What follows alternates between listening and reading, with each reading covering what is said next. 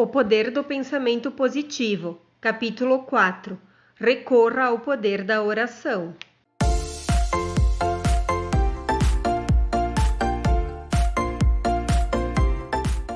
Seja bem-vindo ao canal A Mente Cria Sua Vida. Se você chegou a este vídeo, foi por alguma razão. Então, se você gostar dele, se inscreve no canal e ativa o sininho. Assim você será avisado quando postarmos conteúdos novos. Curta e comenta e compartilhe o vídeo. Assim o YouTube entende que é um conteúdo bom e o leva para mais pessoas. Os livros aqui transformados em audiolivro são livros que com certeza farão diferença em sua vida. Fique com o audiolivro e até o próximo vídeo. Recorra ao poder da oração. Dois homens se empenhavam numa conversação muito séria num escritório situado na parte alta de um edifício, longe do burburinho das ruas. Um, fortemente perturbado por uma crise de negócios e também de caráter íntimo, caminhava de um lado para o outro na sala. Sentou-se depois e enfiou a cabeça entre as mãos. Dava a impressão de se achar desesperado. Tinha procurado o outro para que o aconselhasse naquela emergência. Esse outro era considerado um homem de grande experiência e compreensão. Juntos sondaram o problema por todos os ângulos, mas ao que parece sem resultado, o que apenas servia para agravar o estado de espírito do que viera à cata de conselho. Creio que não há poder algum na terra que possa me salvar, disse ele num suspiro. O outro refletiu por uns momentos, falando depois um tanto timidamente. Não encararia as coisas desta maneira. Creio que você está errado ao dizer que não existe poder algum que possa salvá-lo. Pessoalmente, tenho encontrado uma resposta para todos os problemas. Há uma força que pode auxiliá-lo, acrescentou depois lentamente. Por que não experimenta a força da oração? O homem, que se achava desanimado, surpreendeu-se com aquelas palavras.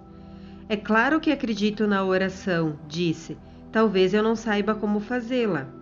Você fala nisso como se fosse qualquer prática que se adapta a problemas de negócios. Nunca cogitei desse recurso, mas estou disposto a experimentar as orações se me disser como devo fazê-las. Ele aplicou as normas práticas das orações e no devido tempo recebeu a sua resposta. As questões foram finalmente resolvidas de modo satisfatório. Não quer isso dizer que não tivesse tido dificuldades. De fato, passou por uma fase espinhosa, mas acabou livrando-se dos problemas que o atormentavam. Ele acredita agora firmemente na força da oração e nisso enche-se de entusiasmo. Ouvi-o dizer recentemente: todo problema pode ser solucionado e solucionado de modo acertado se fizermos orações. Peritos em saúde e bem-estar do corpo muitas vezes utilizam as orações em sua terapêutica. A incapacidade, a tensão e males afins podem resultar na falta de harmonia interior. É notável como a oração restabelece o funcionamento harmonioso do corpo e da alma. Um amigo meu, especialista em fisioterapia, declarou a um homem nervoso em que aplicava uma massagem: Deus opera através de meus dedos neste momento, em que procuro acalmar o seu corpo físico, que é o templo de sua alma. Enquanto estou fazendo massagens nessa parte exterior em seu ser, quero que você ore para que Deus lhe acalme o espírito. Aquilo era uma novidade para o paciente, mas aconteceu que ele estava predisposto a acolhê-la. Tratou de pensar em coisas amenas e surpreendeu-se com o efeito benéfico que isso lhe causou. Jack Smith, dirigente de um instituto de massagens e banhos a vapor que era frequentado por muitas pessoas preeminentes, acredita na terapêutica da oração e costuma empregá-la. Tinha sido um grande lutador de boxe, depois chofer de caminhão e de táxi. Acabou abrindo um instituto de massagens e de banhos a vapor. Declarou que, quando faz massagens no corpo de seus clientes, não deixa também de sondar-lhes o espírito e de dar-lhes conselhos. Não se pode fazer com que um homem tenha um corpo sadio enquanto ele não tiver um espírito são, declarou. Certo dia, o Walter Huston, o outro, sentou-se junto à escrivaninha de Jack Smith. Viu um grande letreiro na parede em que se liam as seguintes letras escritas a lápis: Al-Alá FPI DQ Score. Que significam aquelas letras? Perguntou Rustum surpreso. Smith sorriu e respondeu: significam o seguinte: as orações afirmativas libertam as forças por intermédio das quais se conseguem os resultados. Rustum tornou-se mais surpreso. Realmente, confessou, nunca me passou pela cabeça que iria ouvir uma coisa semelhante num instituto de massagens e de banhos a vapor. Costumo usar deste método para despertar a curiosidade das pessoas, fazendo assim com que me perguntem o que significam aquelas letras, explicou Smith. Acrescentou depois: isso me dá a oportunidade de dizer-lhes que creio no fato de que as orações afirmativas sempre dão resultados. Jack Smith, que ajuda os homens a se manterem em boa forma física, acredita que a oração é tão importante, se não for mais ainda, quanto os exercícios, banhos a vapor e massagens. É uma parte vital do processo de se libertar as forças. Hoje em dia as pessoas oram mais do que antigamente porque acham que isso aumenta a eficiência da oração. A oração auxilia a adquirir energias e a servir-se destas, o que não seria possível sem esse auxílio. Um famoso psicólogo disse: a oração é a maior força que o indivíduo tem à sua disposição para resolver seus problemas pessoais. Sua força me surpreende de maneira extraordinária. O poder da oração é a manifestação da energia. Assim como existe técnica científica para a libertação da energia atômica, existem também processos científicos para a libertação da energia espiritual, através do mecanismo da oração. São evidentes as extraordinárias demonstrações dessa força criadora. O poder da oração parece capaz até mesmo de normalizar o processo de envelhecimento, evitando ou limitando as enfermidades e o desgaste físico. Você não tem necessidade de perder sua energia básica ou sua força ou tornar-se fraco e negligente tão somente por causa dos anos que vão se acumulando. Não há necessidade de permitir que o seu espírito se abata ou se torne estagnado ou deprimido. A oração pode dar-lhe novo frescor e nova vida todas as manhãs. Você pode receber uma orientação para seus problemas se permitir que a oração penetre em seu subconsciente, que é a sede das forças que determinam a atitude de fazer com que as suas reações se mantenham corretas e sadias. Mergulhando-a profundamente em seu subconsciente, verá que ela o fará um novo homem. Ela liberta as forças, fazendo-as jorrar livremente. Se você não tiver experimentado esse poder, talvez precise aprender novas técnicas com respeito à oração. Convém estudá-la sob o ponto de vista da eficiência. Geralmente a ênfase inteiramente religiosa, se bem que não existe separação entre os dois conceitos. A prática espiritual científica elimina processos estereotipados da mesma maneira que nas ciências gerais. Se você costuma orar de certo modo, mesmo que isso tenha lhe trazido muitas bênçãos, o que sem dúvida traz, talvez possa fazer suas orações de modo ainda mais proveitoso, variando a fórmula e experimentando novas outras. Adquira novos conhecimentos e pratique novas técnicas para conseguir maiores resultados. É importante que saiba estar tratando com a maior força existente no mundo quando você está fazendo as suas orações. Você não gostaria de usar uma lâmpada de querosene antiquada para iluminação. Deseja naturalmente o que há de mais moderno nesse setor. Constantemente estão sendo descobertas por homens e mulheres de grande poder espiritual novas técnicas do domínio das orações. É aconselhável experimentar a força da oração segundo tais métodos cujos resultados são benéficos. Se isso lhe parece novo e estranhamente científico, cumpre lembrar que o segredo da oração está em descobrir o processo que de maneira mais eficaz possa abrir o seu espírito para Deus. Qualquer método por meio do qual você possa fazer com que o poder de Deus flua para seu espírito é legítimo e proveitoso. Um exemplo do uso científico da oração é a experiência de dois industriais famosos, cujos nomes seriam conhecidos a muitos leitores, tivesse eu a permissão de revelá-los. Ambos estiveram em conferência sobre um negócio e uma questão de ordem técnica. Poder-se-ia pensar que eles abordariam tal problema numa base puramente técnica. De fato, foi o que fizeram, mas fizeram também outra coisa a mais. Recorreram à oração. Como o resultado não foi muito satisfatório, chamaram um pregador da região, um velho amigo deles, porque, como explicaram, a fórmula da oração da Bíblia diz: onde 2 ou 3 se acharem reunidos em meu nome, ali estarei no meio deles. Mateus 18:20. Fizeram também referência a outra fórmula, a qual diz: se 2 de entre vós concordarem na terra que o que desejam é tudo o que eles pedirão, isso lhes será dado por meu Pai que está no céu. Mateus 18:19.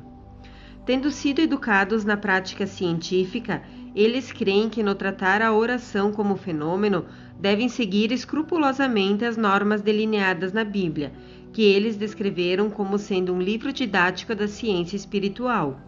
O método apropriado de se empregar uma ciência é usar as fórmulas aceitas e que se acham expostas no livro dessa mesma ciência. Raciocinaram que, se a Bíblia prevê que 2 ou 3 devem reunir-se, talvez a razão de não terem sido bem-sucedidos fosse devido à falta de uma terceira pessoa. Por conseguinte, os 3 homens oraram, e a fim de evitarem qualquer engano no processo, tomaram em consideração, com relação ao problema, várias outras normas da Bíblia, com as que se acham sugeridas nos seguintes versículos. De acordo com a tua fé é que receberás. Mateus 9:29. Sejam quais forem as coisas que desejares, quando orares, crê que as recebes e tu as terás. Marcos 11:24. Após várias reuniões em que fizeram análises minuciosas e orações, os 3 homens afirmaram conjuntamente que tinham recebido a resposta ao problema. O resultado foi inteiramente satisfatório. Os resultados subsequentes indicaram que tinham realmente obtido a orientação de Deus. Esses homens são grandes cientistas, o bastante para não precisarem de explicações exatas sobre a atuação dessas leis espirituais, como não precisariam também no caso das leis naturais. Ficam satisfeitos com o fato de que as leis funcionam realmente quando se emprega uma técnica adequada. Embora não saibamos explicá-lo, disseram, o fato é que o problema nos confundira e experimentamos a oração em conformidade com as fórmulas do Novo Testamento. O método surtiu efeito e obtivemos um belo resultado.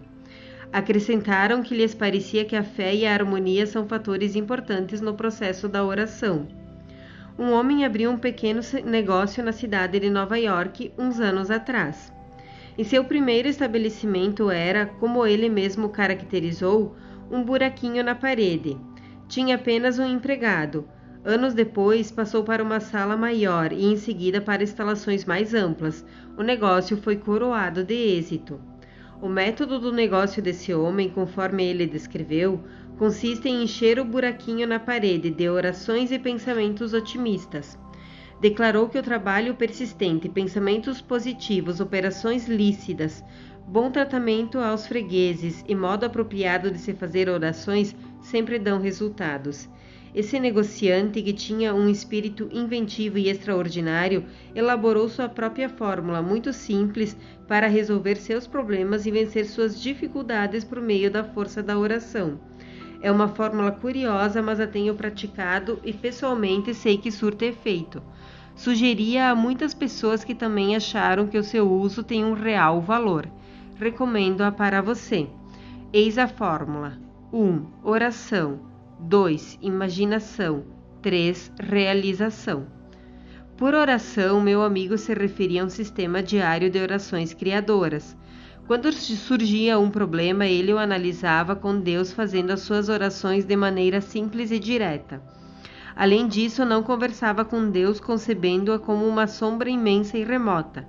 Concebia Deus como estando ao seu lado, no escritório, na sua casa, na rua, no automóvel, sempre perto, como um sócio, um companheiro muito tímido. Levava a sério a injunção da Bíblia, ore sem cessar. Interpretava-a como significando que devia debater com Deus, de maneira natural e normal, as questões que tinham que ser resolvidas e tratadas. A divindade passou finalmente a dominar-lhe o subconsciente. Orava todos os dias, e fazia quando passeava ou andava de carro, ou quando exercia outras atividades cotidianas. Vivia sempre orando. Não se ajoelhava sempre para oferecer suas orações, mas costumava, por exemplo, perguntar a Deus como o seu companheiro mais íntimo: que devo fazer sobre isso, Senhor? Ou lançai uma nova luz sobre esse ponto, Senhor. Seu espírito estava embebido de orações que ele aplicava em suas atividades. O segundo ponto de uma forma de oração criadora é a imaginação. O fator básico na física é a força, o fator básico na psicologia é um desejo realizável. O homem que pressupõe o êxito tende a alcançá-la. As pessoas que pressupõem o fracasso acabam fracassando. Quando se imagina o fracasso ou o êxito, um ou outro pode tornar-se realidade, em termos equivalentes ao que se imaginou. Para assegurar que algo de valor aconteça, faça suas orações e experimente se aquilo que deseja está de acordo com a vontade de Deus. Imagine depois firmemente que seu desejo vai materializar-se. Continue a submeter a vontade de Deus e o desejo que idealizou. Isso é, coloque a questão nas mãos de Deus e siga a orientação do Todo-Poderoso. Trabalhe árdua e inteligentemente, contribuindo assim com sua parte para a obtenção do êxito. Pratique a crença e continue a sustentar firmemente no pensamento que imaginou. Faça e ficará surpreso com os caminhos estranhos pelos quais se materializará o seu desejo. É a realização daquilo que imaginou. Aquilo porque você orou e que imaginou se realiza em conformidade com o padrão de seu desejo quando subordinado ao auxílio de Deus, e se além disso você se entregar inteiramente à sua realização. Pratiquei pessoalmente este método e eu acho extraordinariamente eficaz.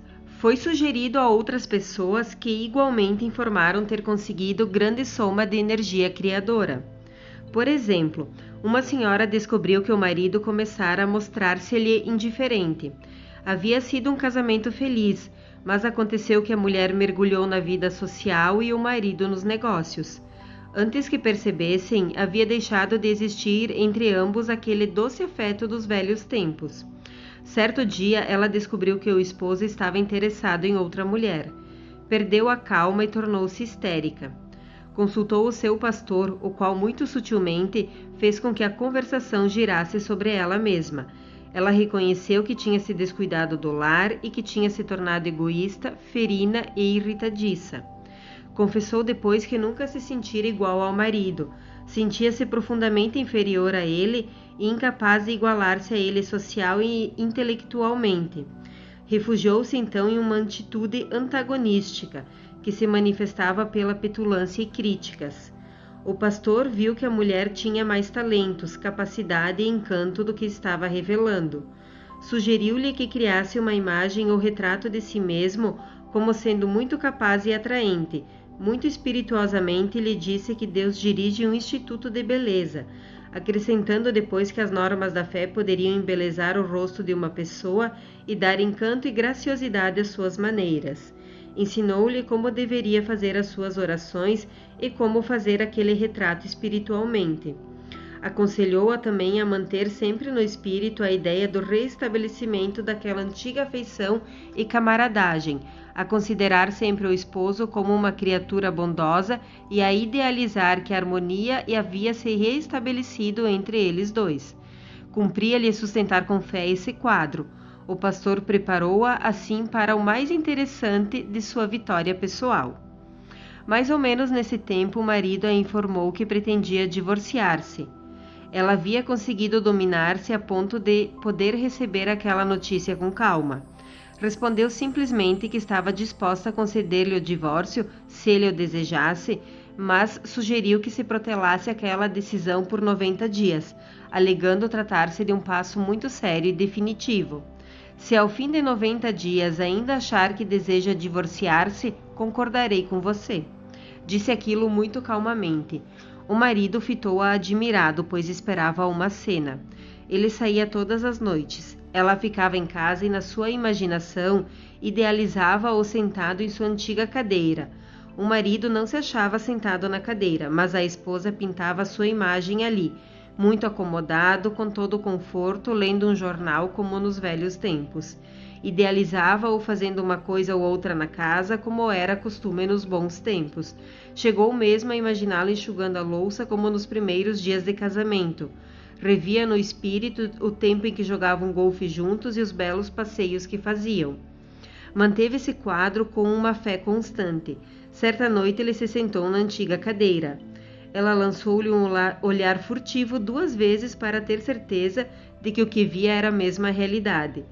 Mas talvez um quadro que se imaginava venha a tornar-se realidade. De fato, ele estava ali em carne e osso. É verdade que uma ou outra noite se ausentava, mas no decorrer dos dias foi ficando mais tempo em casa, sentava-se sempre na mesma cadeira. Começou depois a ler as notícias de um jornal para ela, como antigamente. Num sábado à tarde, perguntou-lhe subitamente se não gostaria de jogar uma partida de golfe. Os dias tinham decorrido agradavelmente e naquele momento ela percebeu que tinha chegado ao 90º dia. Bill, mas hoje é o 90º dia, observou-lhe tranquilamente. Que quer dizer com isso? Que quer dizer com o 90º dia? Perguntou o marido intrigado. Como, não se lembra? Tínhamos concordado em esperar 90 dias para resolver essa questão do divórcio. É hoje o dia. Ele a fitou por algum tempo e, escondendo depois o rosto atrás do jornal, disse-lhe: Não seja bobinha, eu não poderia viver sem você. Que ideia foi essa de que eu iria deixá-la? A fórmula provou ser um poderoso mecanismo. Conseguira realizar seus desejos com suas orações e com os quadros que idealizara em seu espírito. A força da oração solveu o seu problema e o dele também. Conheci inúmeras pessoas que foram coroadas de êxito com a prática deste método, tanto em suas questões pessoais como em seus problemas financeiros. Quando se aplica de maneira sincera e inteligentemente esses métodos de orações extraordinariamente eficientes, os resultados são excelentes. As pessoas que o levam a sério e o empregam realmente obtêm resultados de fato surpreendentes. Num banquete, por ocasião de uma convenção de industriais, achava-me sentado à mesa do orador, ao lado de um homem que, conquanto fosse um pouco rude de maneiras, não deixava de irradiar certa simpatia. Talvez ele se sentisse algo embaraçado por se encontrar junto a um pastor, uma figura que possivelmente não fazia parte do círculo de suas relações. Durante o banquete, disse algumas palavras teológicas, porém sem que as pudesse coordenar devidamente. Desculpava-se após cada citação. Num dado momento, disse-lhe que aquelas suas citações já me eram muito conhecidas. Informou-me que quando menino havia servido a uma igreja, mas acabou fugindo dela. Contou-me aquela história antiga que costumo sempre ouvir e que mesmo agora muita gente ao dizê-la pensa ser inteiramente nova, a saber: quando eu era menino, meu pai me obrigava a ir à escola dominical e a frequentar a igreja. Fazia-me ingerir uma dose de religião todos os dias. Quando saí de casa, achei que devia parar com tudo aquilo. Desde então, raríssimas foram as vezes em que fui à igreja. Num dado momento, ele observou que talvez devesse começar a frequentá-la, pois o peso dos anos já começava a se fazer sentir. Respondi que ele se daria por muito feliz se conseguisse um lugar para se sentar na igreja. Isso surpreendeu, pois não julgava que houvesse muita frequência no templo hoje em dia. Retruquei que a frequência de devotos aumentava de semana a semana, mais que em qualquer outra instituição do país. Essa minha informação o deixou desconcertado. Ele era chefe de uma pequena indústria. Falando de seu negócio, contou-me quanto de dinheiro sua firma havia recebido no ano anterior. Comentando, disse-lhe que conhecia algumas igrejas cujas coletas ultrapassavam a quantia que lhe citara. Isso o deixou pasmado. Notei que seu respeito pela igreja ia agora acentuando-se de maneira extraordinária. Informei-o dos milhares de livros religiosos cujas vendas ultrapassavam as de quaisquer outros. Talvez os senhores homens de igreja estejam fazendo um bom servicinho, observou ele, empregando uma expressão da gíria. Naquele momento, outro senhor se aproximou de nossa mesa e, cheio de entusiasmo, contou-me o que tinha lhe sucedido, uma coisa maravilhosa. Disse que tinha andado muito deprimido, pois as coisas não lhe tinham corrido bem. Resolvera então tirar uma semana de férias e nesse período leu um de meus livros, no qual se achavam traçadas normas práticas de fé e religião. Confessou-me que a leitura lhe proporcionara grande prazer e lhe trouxera aquela paz de espírito, tendo-o também estimulado a crer em suas próprias possibilidades. Acreditava que a resposta às suas dificuldades estava na religião. Por isso, prosseguiu, comecei a praticar os princípios espirituais apresentados em seu livro. Comecei a crer e a afirmar que, com o auxílio de Deus, poderia atingir os objetivos com os quais sonhava.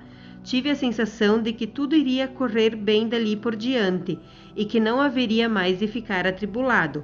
Era quase uma certeza. E o fato é que comecei a dormir melhor e a sentir-me também melhor. Era como se eu tivesse tomado um tônico. Minha nova compreensão e a prática daquelas normas espirituais foram o ponto de partida. Quando ele nos deixou, meu companheiro, que havia escutado o que o outro dissera, virou-se para mim e falou: "É a primeira vez que ouço coisa semelhante. Aquele senhor falou sobre a religião como lhe tendo trazido, por assim dizer, a felicidade. Nunca me apresentaram a religião desse modo. Ele dá também a impressão de que a religião é quase uma ciência que se pode usá-la para melhorar a saúde e os negócios. Nunca a considerei sob esse aspecto." Acrescentou depois: "Mas quer saber o que me surpreendeu mais? Foi a expressão que lhe notei no rosto." O fato curioso é que, ao fazer aquele comentário, o meu companheiro deixou transparecer em seu rosto aquela mesma expressão. Pela primeira vez percebi a ideia de que a fé religiosa não é algo de carolice, mas sim um processo científico para se viver feliz. Estava observando ali mesmo a função prática do poder da oração numa experiência pessoal. Pessoalmente, acredito que a oração transmite vibrações de uma pessoa a outra e a Deus. Tudo no universo é uma vibração constante. Há vibrações nas moléculas de uma mesa, no próprio ar. A oração entre os seres humanos vibra também. Quando você faz uma prece para alguém, está empregando uma força inerente ao universo espiritual. Você está transmitindo a esse alguém algo de amor, de auxílio, de apoio, uma forte e real compreensão, e nesse processo desperta vibrações no universo, através das quais Deus faz com que se realizem os bons desejos. Experimente esse princípio e conhecerá os seus extraordinários resultados. Por exemplo, tenho o hábito de orar pelas pessoas que vejo a minha passagem. Aliás, é uma coisa que faço sempre. Lembro-me de uma viagem que fiz de trem pela parte oeste da Virgínia, quando me ocorreu um pensamento curioso. Vi um homem na plataforma de uma estação. O trem pusera-se em movimento e aquela figura fora ficando para trás. Ocorreu-me que aquela era a primeira vez que a via e também a última. Sua vida e a minha tinham se tocado levemente apenas por uma fração de segundo. Aquele homem seguiria o seu caminho e eu o meu. Fiz então uma prece por ele e pedi a Deus que sua vida fosse sempre coberta de bênçãos. Comecei depois a orar pelas outras pessoas em que eu vi desfilar a passagem do trem. Orei por um homem que arava um campo e pedi ao Todo-Poderoso que o auxiliasse e lhe desse uma boa colheita. Vi uma mãe dependurando roupas num varal e aquelas peças como que me contavam que ela tinha uma família numerosa. Vislumbrei-lhe o rosto e a maneira com que prendia no varal as roupas das crianças. Devia ser uma mulher feliz. Orei para que tivesse uma vida cheia de felicidade e que o esposo lhe fosse sempre fiel e que ela também o fosse para com ele. Orei para que se mantivesse sempre aquela família dentro do espírito da religião e para que os filhos crescessem fortes e se tornassem cidadãos honrados. Numa estação vi um homem encostado a uma parede dormindo. Orei por ele, para que ao despertar fosse aquinhoado de felicidades. Noutra parada do trem, avistei uma encantadora criança com uma perna nas calças maior e a outra menor, e a camisa aberta no pescoço usando um suéter muito grande. Os cabelos estavam em desalinho e o rosto sujo. Ela chupava um picolé. Dediquei-lhe também uma oração. Ao pôr-se o trem em movimento, ela me olhou e deu meu lindo sorriso. Sabia que a minha oração a atingira espiritualmente. Disse-lhe adeus com as mãos e ela respondeu acenando alegremente para mim. Até aquele ponto o dia havia sido encoberto. Subitamente o sol surgiu e o rosto da criança como que deixou transparecer a doce alegria de seu coração. Sentia-me feliz intimamente. Essa felicidade, sem dúvida, era devido à força divina que se movia num círculo, através de mim.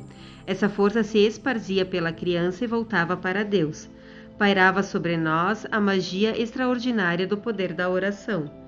Uma das funções importantes da oração é o estímulo que ela dá às ideias, tornando-as criadoras. Há em nosso espírito todos os recursos de que precisamos para viver felizes. As ideias acham-se presentes em nosso subconsciente e, quando libertadas, podem conduzir-nos ao êxito em qualquer projeto, se devidamente amparadas. Quando o Novo Testamento diz: "O reino de Deus está dentro de nós", Lucas 17:21, está nos informando de que Deus, nosso Criador, colocou em nosso espírito toda a força e capacidade de que necessitamos para uma vida construtiva. Cumpre-nos arrancá-las de nós mesmos e desenvolvê-las. Vou citar um exemplo. Tenho um amigo que se acha ligado a uma companhia, na qual é chefe de 4 elementos que ocupam cargos administrativos. A intervalos regulares, esses homens costumam realizar o que chamam de uma sessão de ideias, cuja finalidade é extrair todas as ideias criaturas que porventura estejam incubadas no espírito de qualquer um dos 4. Usam para essa sessão uma sala na qual não se vêem telefones, campainhas ou qualquer outro equipamento de escritório. A janela é dupla e completamente isolada, de modo que os ruídos das ruas ficam para fora e em grande parte eliminados. Antes de começar a sessão, o grupo despende 10 minutos em prece silenciosa e em meditação. Concebem Deus como intervindo de maneira criadora em seus espíritos. Cada um, a seu modo, faz uma oração afirmando que Deus está prestes a libertar de si as ideias que são necessárias para suas operações comerciais. Em seguida a esse período tranquilo, começam todos a conversar e a expor as ideias que lhe vieram ao espírito. Escrevem-nas em cartões, os quais ficam depois sobre a mesa. Não se permite crítica a qualquer das ideias nessa sessão especial, pois uma discussão poderia fazer cessar o fluxo dos pensamentos criadores. Recolhem-se depois os cartões e cada um é considerado numa reunião posterior. É a sessão em que se extraem ideias estimuladas pela força da oração. Quando inauguraram essa prática, uma alta porcentagem de ideias então sugeridas resultou ser de pouco valor. Mas à medida que foram prosseguindo com as sessões, o número de ideias boas foi aumentando. Muitas das melhores sugestões que demonstraram mais tarde ser de grande valor prático surgiram de tais reuniões. Como explicou um dos elementos da administração, conseguimos resultados que aparecem em nossa folha de balanço e, além disso, adquirimos nova sensação de confiança. Mais ainda, existe um profundo sentimento de camaradagem entre nós 4, sentimento este que se espalha pelos demais membros da organização. Em que situação fica o negociante antiquado que diz que a religião é coisa teórica e não se coaduma nos negócios? Hoje em dia, qualquer negociante competente e feliz em seus empreendimentos quer empregar os últimos métodos de eficiência comprovada para a produção, distribuição e administração. Muitos estão descobrindo que um dos maiores de todos os métodos é o poder da oração. Em toda parte, vêm-se pessoas ativas que estão percebendo que, com a adoção da prece, estão se sentindo em melhores condições físicas, trabalham, agem, dormem e passam melhor. Meu amigo Grove Peterson, redator do jornal Braille de Toledo, é um homem de extraordinário vigor. Ele diz que sua energia advém em parte, pelo menos, de seu método de orações. Por exemplo, gosta de adormecer quando faz sua prece, pois crê que seu subconsciente descansa mais nessa oração. É no subconsciente que a nossa vida se encontra em grande parte governada. Se você deixar cair nele uma prece no momento em que está assim de repouso, ela produzirá um extraordinário efeito. Outrora eu ficava aborrecido quando adormecia em meio a minhas orações, mas agora procuro mesmo cultivar esse hábito, comentou o Sr. Peterson sorrindo. Tive conhecimento de muitos métodos de orações, mas um dos mais eficientes é o de Frank Laubach, que advoga em seu excelente livro, considerando um dos livros de oração mais práticos, pois trava novas normas de efeito comprovado. O Dr. Laubach crê que a verdadeira força é gerada da oração. Um dos seus métodos é passear pelas ruas e atirar orações às pessoas que passam. A isso dá o nome de orações relâmpagos. Ele bombardeia de orações os trausentes, enviando-lhes pensamentos eivados de amor e boa vontade. Diz que as pessoas que passam por ele quando atira suas orações, muitas vezes se vêm e lhe sorriem. Elas sentem a emanação de uma força semelhante à energia elétrica.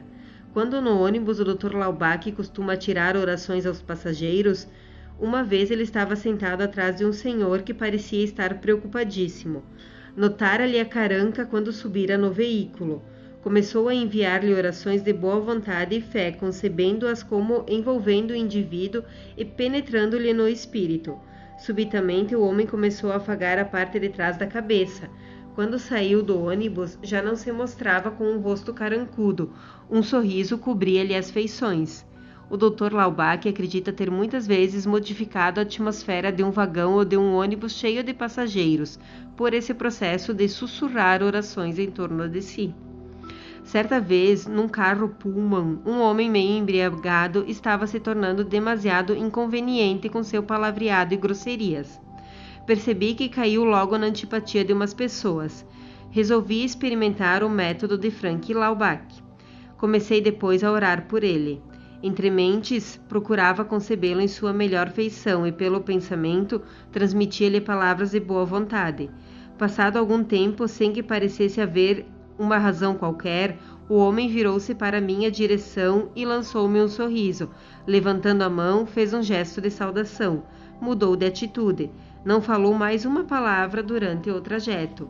Tenho toda a razão para acreditar que minhas orações e pensamentos chegaram efetivamente até ele. Antes de fazer minhas prédicas ou alocuções, seja onde for, costumo orar pelas pessoas presentes e enviar-lhes pelo pensamento palavras de amor e de boa vontade. Às vezes escolho para meu alvo uma ou duas pessoas que pareçam estar deprimidas ou se mostrem mesmo antagonistas. A elas dirijo então meus pensamentos e orações. Recentemente, ao fazer uma alocução na Câmara do Comércio de uma cidade do Sudoeste, por ocasião de um jantar que nela se realiza anualmente, notei na assistência de um homem que me olhava um rosto carancudo. Podia muito bem ser possível que sua expressão facial nada tivesse a ver comigo, mas o fato é que parecia bastante antagonístico. Antes de dar início à minha alocução, orei por ele e atirei-lhe um pensamento, uma série de palavras amigas e cheias de fé. Continuei a fazê-lo mesmo no decorrer do meu discurso. Fim da reunião, estava ainda recebendo os cumprimentos das pessoas que me cercavam, quando subitamente vi minha mão fortemente sacudida. E por quem? Por aquele homem, e ele sorria largamente. Francamente, não gostei do senhor quando vinha à reunião, disse ele. Não gosto de pastores e não via razão para que o convidassem para falar durante o jantar da nossa Câmara do Comércio. Estava certo de que o senhor não se sairia bem no seu discurso. Acontece que quando o senhor começou a falar, qualquer coisa pareceu mexer aqui dentro de mim. Tenho a impressão de ser outro homem, tive uma estranha sensação de paz. E pros diabos, fiquei gostando do senhor. Não foi a minha locução que produziu aquele efeito nele, mas sim a emanação da força da oração. Temos em nosso cérebro o verdadeiro acumulador que transmite a força por meio de pensamentos e orações. A força magnética do corpo já foi comprovada. Temos milhares de pequeninas orações emissoras, as quais, ao serem ligadas pela oração, irradiam uma corrente poderosa que passa pelos seres humanos. Podemos transmitir a força por meio de orações as quais agem como estações emissoras e receptoras. Havia um homem, um alcoólatra, por quem eu me interessava. Fazia 6 meses mais ou menos que ele não bebia. Ele fizera uma viagem de negócios e numa terça-feira, cerca das 4 horas da tarde, tive uma forte impressão de que ele se achava em dificuldade. Sua figura me dominava o pensamento. Senti qualquer coisa arrastar-me. Deixei de lado minhas tarefas e pus-me a orar por ele. Filo durante meia hora. A impressão como que desapareceu e dei então por fim da minha prece. Dias depois ele me telefonou. Estive toda a semana em Boston, declarou, e quero que o senhor saiba que não pus uma gota de álcool na boca, se bem que tivesse passado por um mau bocado no princípio da semana. Isso foi na terça-feira às 4 horas da tarde, indaguei. Sim, foi. Como é que soube? Quem lhe contou? Perguntou ele surpreso. Ninguém me contou, isso é, nenhuma pessoa me disse coisa alguma. Descrevi a impressão que me assaltara o espírito naquela terça-feira às 4 horas da tarde e disse-lhe que tinha orado durante meia hora por ele. Percebi sua admiração ao explicar-me que naquela ocasião estava no hotel e se detivera no bar. Travara uma grande luta consigo mesmo para não beber. Pensar em mim e sentir a necessidade de mim naquele momento, quando então começou a orar. Sua prece chegou até mim e eu comecei a orar por ele. Assim juntos tínhamos completado o circuito. Nossas orações alcançaram Deus e o homem teve a sua resposta, adquirindo a força que precisava para enfrentar aquela crise. E o que ele fez? Dirigiu-se a uma confeitaria, comprou uma caixa de bombons e comeu tudo. Foi o que lhe salvou daquela situação. Orações e bombons. Uma senhora casada, ainda jovem, confessou-me que alimentava muito ódio, ciúmes e ressentimentos para com suas vizinhas e amigas. Vivia também muito apreensiva, sempre preocupada com os filhos, receando que viessem a ficar doentes ou que sofressem um acidente, ou que fracassassem nos estudos. Sua vida era cheia de pesares, temores, ódios e infelicidades. Perguntei-lhe se orava alguma vez. Respondeu que o fazia somente se sentia aflita, mas admitia que isso não lhe dava nenhum consolo, razão por que não fazia orações frequentemente. Fiz-lhe ver que a prática de uma oração verdadeira poderia modificar-lhe a vida. Recomendei-lhe que somente desse guarida no espírito a pensamentos bons e animadores. Sugeri-lhe que todos os dias, à hora das crianças virem da escola, fizesse suas preces a Deus e lhe pedisse proteção. A princípio, ela não se mostrou muito confiante quanto ao resultado de minhas recomendações, mas acabou tornando-se uma das mais fervorosas adeptas dessa prática da oração. Lê avidamente livros e boletins religiosos e não deixa de observar as normas para a conquista dessa força inefável que temos em nós mesmos. Esse processo lhe renovou a vida, como se vê pela seguinte carta que me escreveu recentemente. Creio que meu marido e eu fizemos maravilhoso progresso nessas últimas semanas.